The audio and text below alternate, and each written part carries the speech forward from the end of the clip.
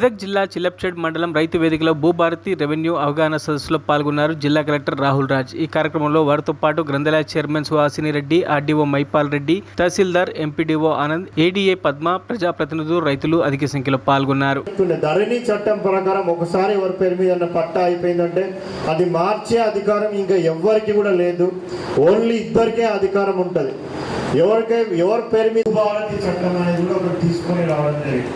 ఈ భూభారతి చట్టాన్ని డాక్టర్ బాబాసాహెబ్ అంబేద్కర్ గారి జయంతి రోజున అంటే 14th ఏప్రిల్ రోజు హైదరాబాద్లో ఆనరబుల్ సీఎం గారు కూడా ఈ భూభారతి చట్టాన్ని అమల్లోకి ఈ రోజు నుంచి వస్తుంది అని కూడా అక్కడ ప్రకటించి ఈ చట్టాన్ని కూడా మొత్తం మన తెలంగాణ రాష్ట్ర యొక్క రైతులకు అందరికీ కూడా అంగీకారం చేయడం జరిగింది.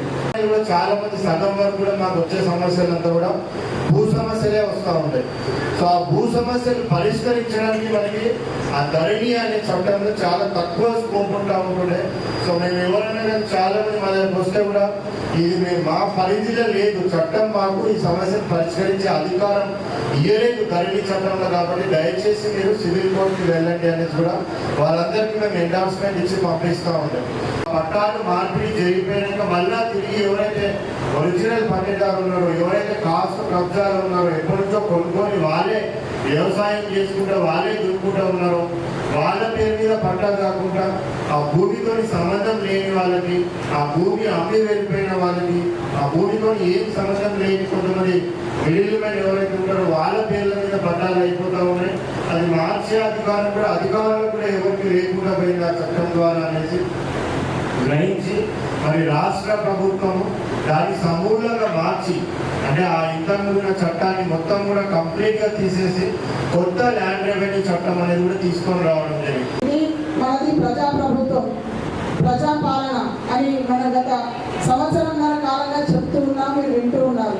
అయితే నిజంగా మీకు ఈరోజు అనిపిస్తుంది కదా ఇది ప్రజాపాలన అని. ఎందుకంటే మనం ఇంతకాలం మన సమస్యలకి రెవెన్యూ అధికారుల చుట్టూ ఎక్కే గడప దిగే గడపగా మనం ఎక్కి దిగి ఆ సమస్య పరిష్కారం కాక మనం నిజంగా అనుకున్నట్టయితే రెవెన్యూ అధికారులను చూస్తే ఒక రకంగా నాకు కూడా చాలా బాధగా అనిపించేది. ఎందుకంటే వెళ్ళటము ఎంఆర్ఓ గారికో ఆర్డీఓ గారికో ఒక ఆర్జీ పెట్టుకోవడం, ఆ సమస్య వారు తీర్చలేని విధంగా వారి పరిధిలో లేకపోవడం, దాంతో మనం ఏదో ఒకటి చెప్పి కాదంటే మీరు కోర్టుకు వెళ్ళమని చెప్పడం, మాకు వీళ్ళు మా సమస్య పరిష్కారం చేయలేకపోయారు. ఇంత పెద్ద అధికారం అంతా వీళ్ళ దగ్గరే ఉంది, మరి వీళ్ళు ఎందుకు చేయలేకపోతున్నారు, వీళ్ళేదో నా ఎక్స్పర్ట్ వాళ్ళతో కుమ్మక్కయ్యారు, లంచం తీసుకున్నారు, ఇలాంటి మాటలు నేను కూడా చాలా విన్నాను. మరిన్ని అప్డేట్స్ కోసం మా ఛానల్ని సబ్స్క్రైబ్ చేయండి.